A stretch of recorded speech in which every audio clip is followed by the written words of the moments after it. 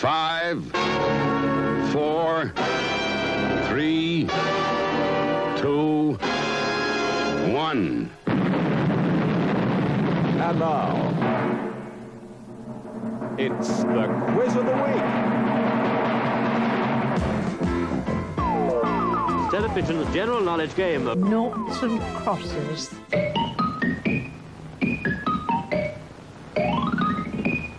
Criss, Cross, Quiz. Oh, I love quizzes. I think they're so stimulating. Women, please. Women. It's always good for a laugh. Can you name the woman doctor and justice of the peace who attained fame by her television appearances in a panel game? Isabel Barnett. Yes, Lady Barnett, Lady Isabel Barnett.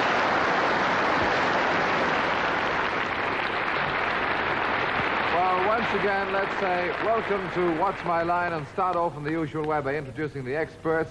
Top of the table we have David Nixon. Good evening. Isabel Barnett. Good evening. Barbara Kelly. Hello. And may I say a little sadly that this is the last time for some time we'll have Gilbert with us, Gilbert Harding.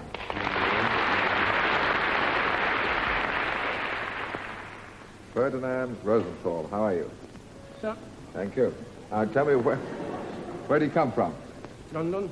London, all right. Have you got a piece of mime ready for the experts? Yes. I think just a little bit further down, and that's it.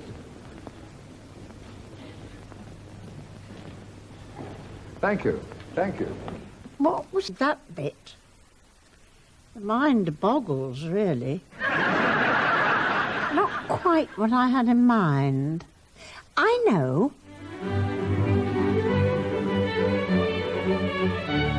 Good afternoon and welcome to the Brains Trust, on which we have this afternoon first, sitting on my right hand further from me, W. Gray Walter, head of the Department of Neurophysiology at the Burden Neurological Institute, Bristol, and his special study is the human brain. And sitting next to him on this side is someone well known here, A.J. Ayer, Professor of Philosophy at University College in the University of London. And on the other side, further from me, Sir Julian Huxley, biologist, author, and traveller. And sitting next to him on this side, his brother, Aldous Huxley. Our first question today from Mrs. Elizabeth Moynihan of Beaconsfield. Assuming that a pill could be produced which would relieve anxiety without impairing judgment, does the Brains Trust think it would be wrong for human beings, as a matter of course, to solve their problems with the aid of pills? Perhaps we should try something a little easier. Behind this curtain, there's a magnetic board. It's got a lot of words. They're all jumbled up. You've got to make a well-known phrase or sentence, and you have 30 seconds in which to beat the clock. Now, I'll open the blinds. Don't turn around till I tell you. Have a good look and don't start till I give you the word. Open the curtains, please. Have a good look, and I'll give you the word, because you've got 30 seconds from now. 30 seconds. Get moving.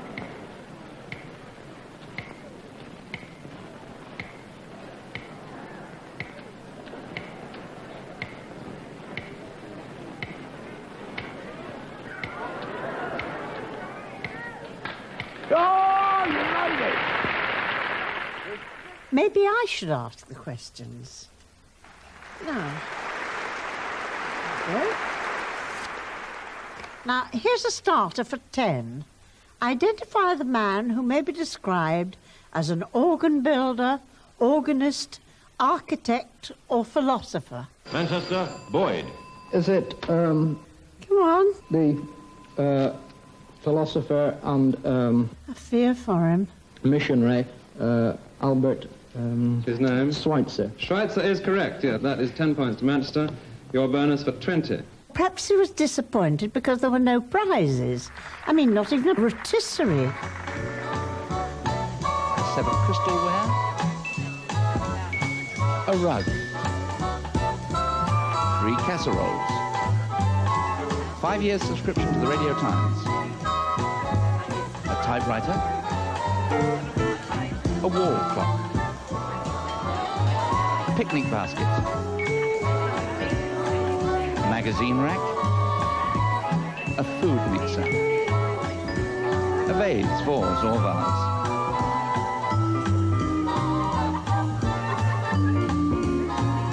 transistor radio, a hold-all, bathroom scale,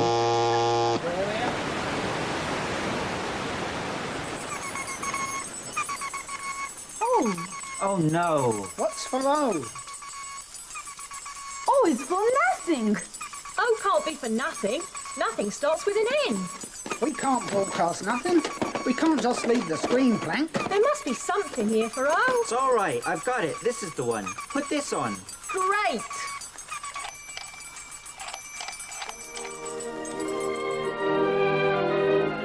Interlude? Interlude doesn't start with an O. It's a 1-minute wonder, isn't it?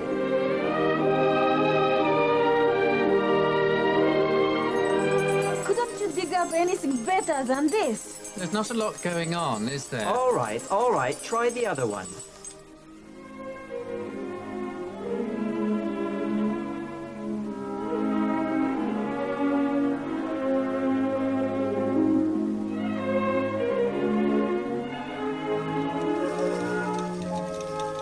This isn't much better, is it?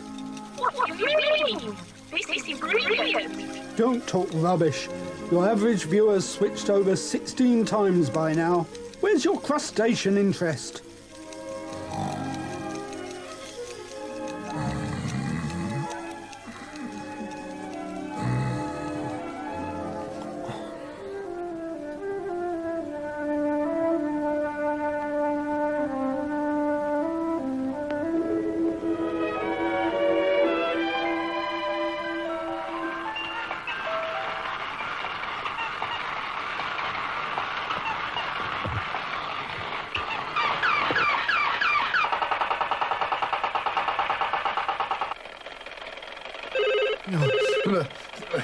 What? Where are... There's a call on line 1 for you, Director General, sir. Of course. You wouldn't believe the nightmare I was just having. We were broadcasting all these long, slow interludes, and... You are broadcasting long, slow interludes, you imbecile. What? Oh, hello, yes, Prime Minister. No, I didn't realise we were broadcasting them, sir. I was in a meeting, Your Majesty. My lobster has only just informed...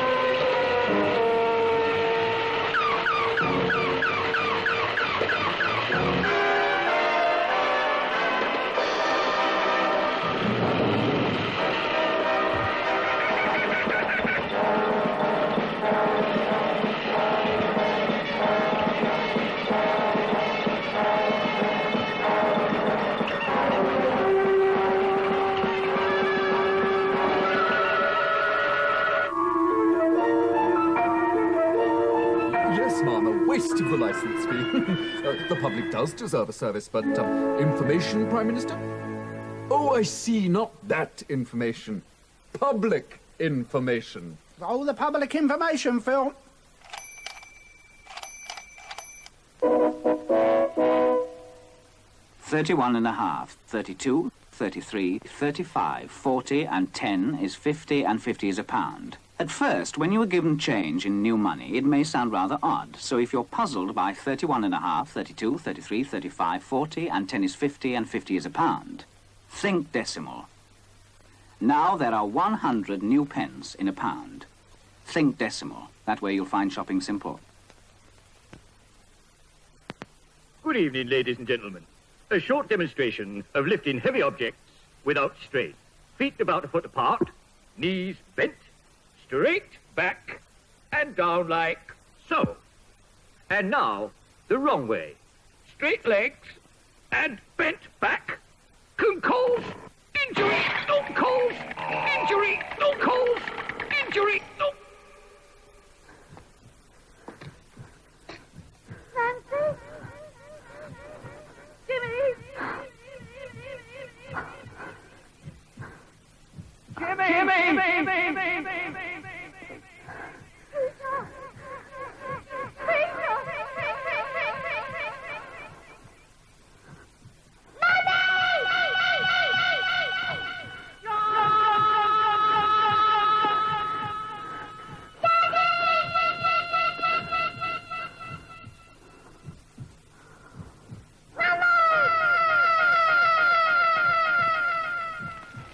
please keep matches away from children.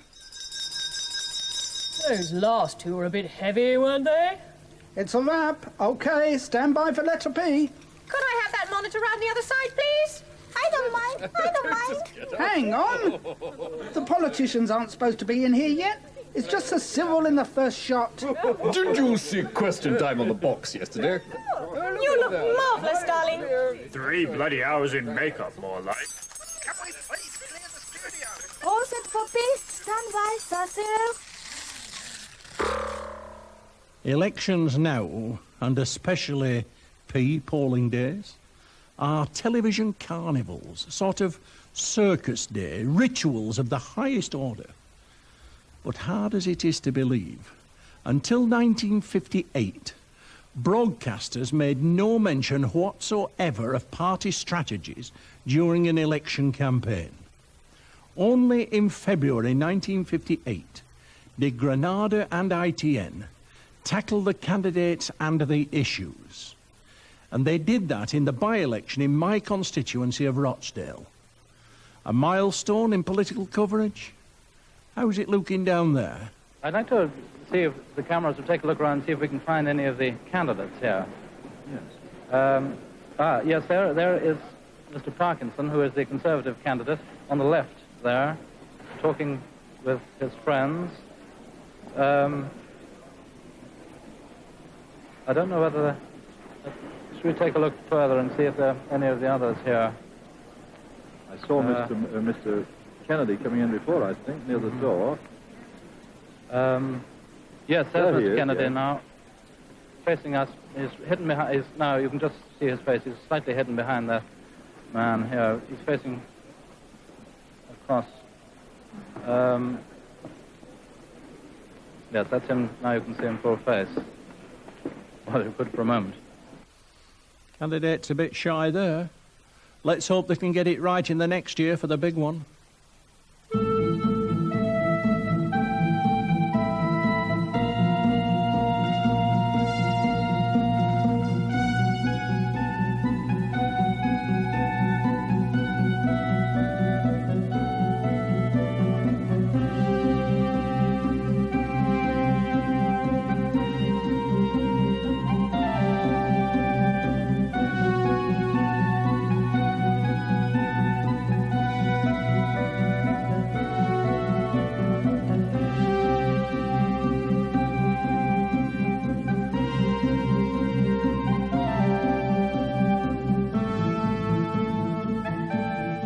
They've certainly got the line up. You couldn't slip a rotten borough past that lot. The only problem now is what to do with all this information. Not everybody seems very sure. Explain as clearly as I can what is happening in each case. Just as soon as you get the result from any individual seat, these lightning calculators, electronic and human, they'll give you the change in the share of the vote that each party has got. And from a very few results analysed in this way, it should be possible to see very clearly which way the wind is blowing. Well now, statistics are one thing, and they're difficult to do. Butler will do them. The other half of our comment consists of a broader view of the political situation that's developing and the trend of the whole thing as it goes. For that, as I told you, we have Bob Mackenzie. Bob Mackenzie has behind him this vast scoreboard. I'm going to let you, Bob, explain what it does. Well, my job will be to look at the results in a slightly longer range view. David Butler will be seeing them as they come in, one after the other. And I'll be looking at the effect on the parties and leading personalities of what we're showing in these results. And I'll be aided by an enormous number of charts and graphs and so on, which we'll be talking to later in the evening. But let me introduce you to one or two of them now. This State of the Parties one here is going to be very important indeed. It'll show the lead and the results as they've come in so far. Then, too, among the other charts, is one I want to just mention in advance, and that's this one which indicates the swing of support from one party to another. It's extremely important to notice which way it goes. If the swing, for example, is 1 point consistently and on the average to the Conservatives, they're not only in again, but they'll have an increased majority of about 35. They'll go up from 55 to something like 80 or 90. If, on the other hand, the swing is the other way, you'll know the Conservatives are getting into trouble. They'll still be in office, but if the swing goes as far as 2.5, to Labour, then almost certainly we've got a new government. So, with the swingometer, the BBC revealed its secret weapon. The gauntlet was thrown down, but ITN's boffins went one better in 1964.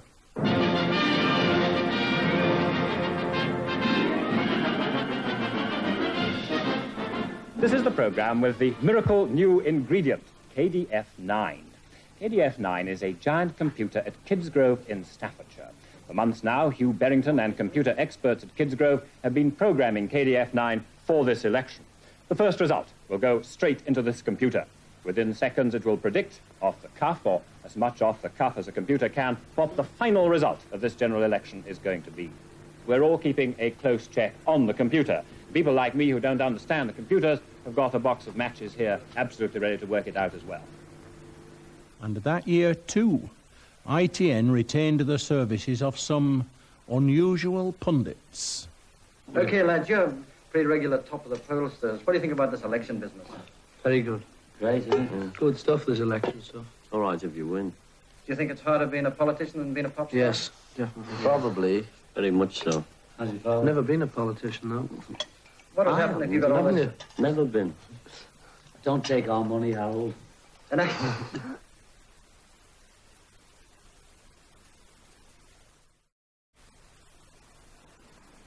hurting my arm. I'll have something else if you don't get a move on. Here he is, Sarge. I just caught him trying to catch the first bus out of the dock garage, so I just got on and told the driver to come straight here. You came with bus? Oh, why not? Come on, inside you. Another villain captured.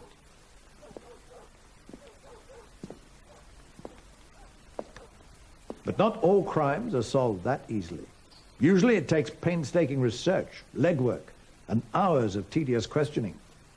Take the curious case of the prowler with 10 faces.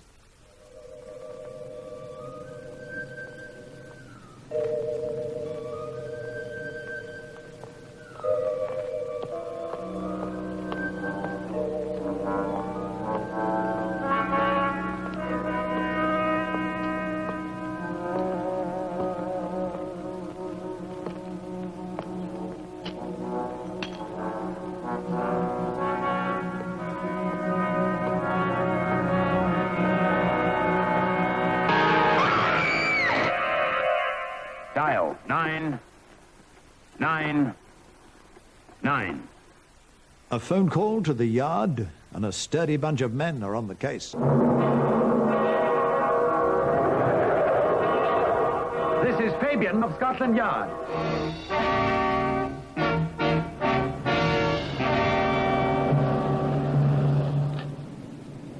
Hello, Winters. What's the trouble? Interpol have been on the line from France, Sir Andrew.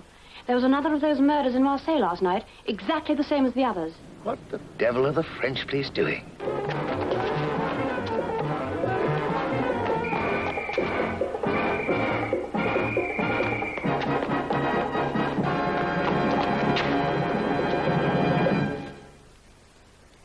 The same. Oui. Who is it this time? I've seen her before, Inspector. She dances at La Poupée. Bravo 1, B Bravo 1. C21 Bolster Avenue, Chelsea. Reported attack by prowler. B Bravo 1, message received out. Repeat, Wingate Avenue. East to Hetterton Avenue. Repeat, Hetterton Avenue. Is that Victor 1 to BD? There, Victor 1, report your position, please. We're stuck in a traffic jam, love. We're likely to be here for half an hour or so. Report your position. We're going north, lover, along the Golden Mile. Anything in on the prowler? I see. Well, let me know if something comes through, will you? Our cross-filing system gives us a lead to 3 million names, aliases, and faces that can be identified from methods of crime and physical characteristics. Yeah, this is the fella. His name slipped my mind. But there's nothing to tie him up with Redmond, show that they knew each other. Yes, there is. Prowler reported on Somerset Street, SW3, investigating. Put out an all cars message.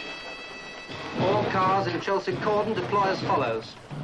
D Delta 1 proceed south side of Winfield Square. F Foxtrot 1 proceed north corner Thornton Mews.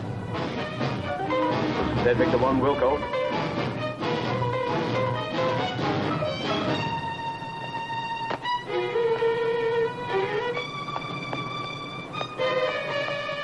The villain eluded them. Scotland Yard's radio room put us on his trail again.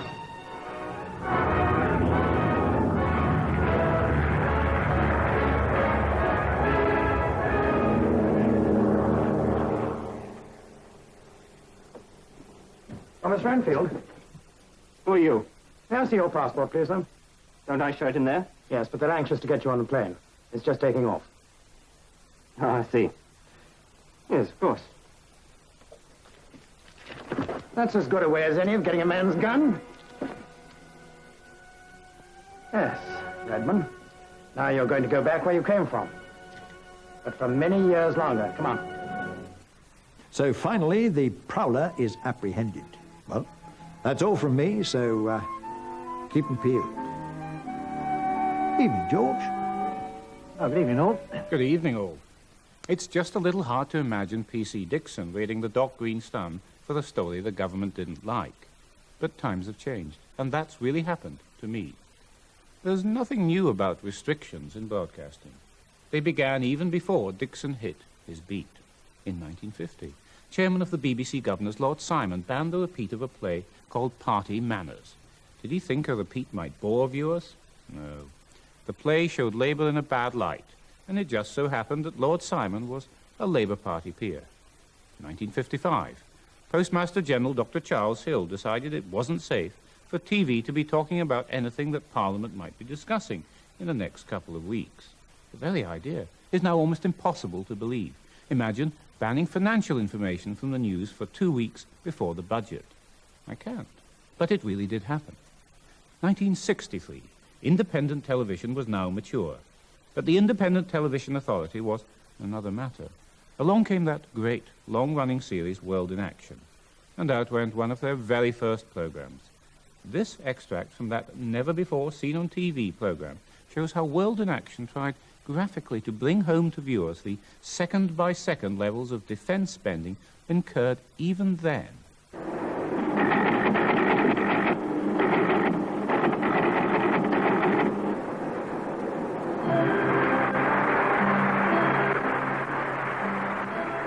This is the time to have the time of your life, beating time for the big-time prizes. This, after Big Ben, is probably the most familiar clock in Britain, the clock that ticks out the big money prizes on Sundays at the Palladium. Tonight we use this clock to signal its biggest money ever, money paid by the taxpayers. Tonight, every full circle sweep of the hand takes exactly a second, and every flashing light stands for £1. 60 pounds a second, every second. And that's the speed at which Britain is this year spending money on defense. 60 pounds a second, £3,600 a minute, £216,000 an hour,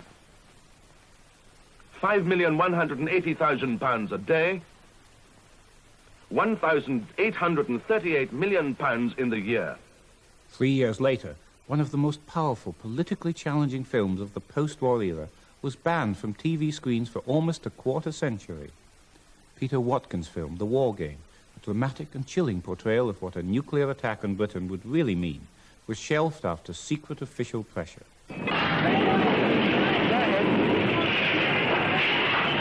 Rochester in Kent. Now 2 square miles of fire, resulting from the heat of a thermonuclear missile, which has exploded off course on its path to London Airport. This is the phenomenon which could perhaps happen in Britain following a nuclear strike against certain of our cities. This happened after the bombing of Hamburg, at Dresden, at Tokyo, and at Hiroshima. This is what is technically known as a firestorm.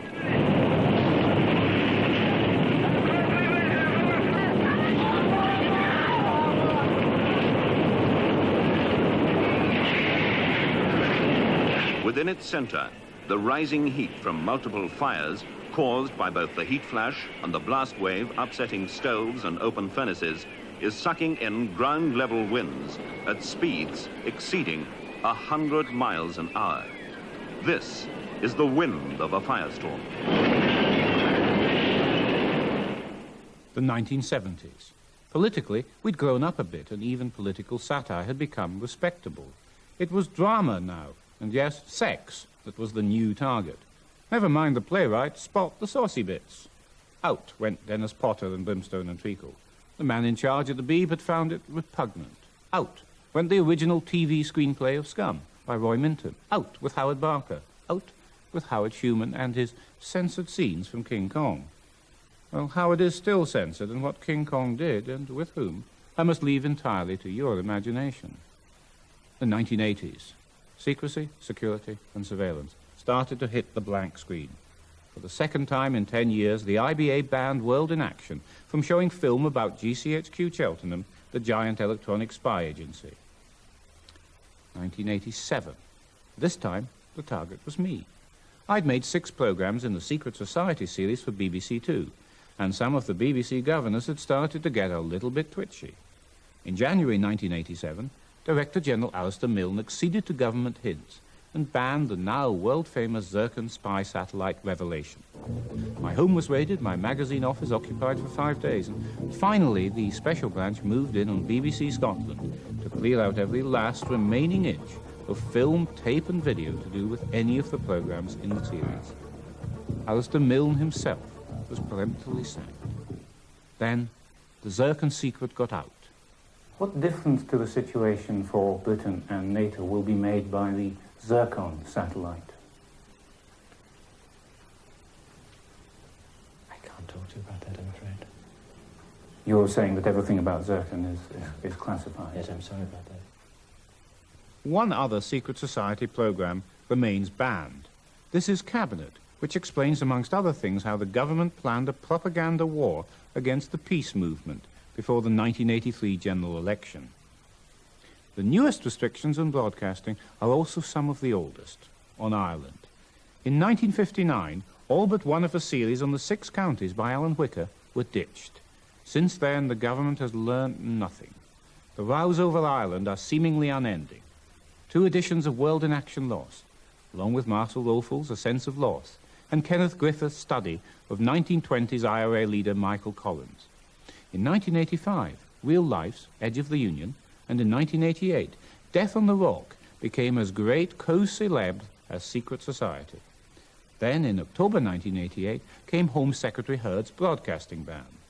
One of the hunger strikers, Ray McCartney, was allowed to make a statement to Granada Television.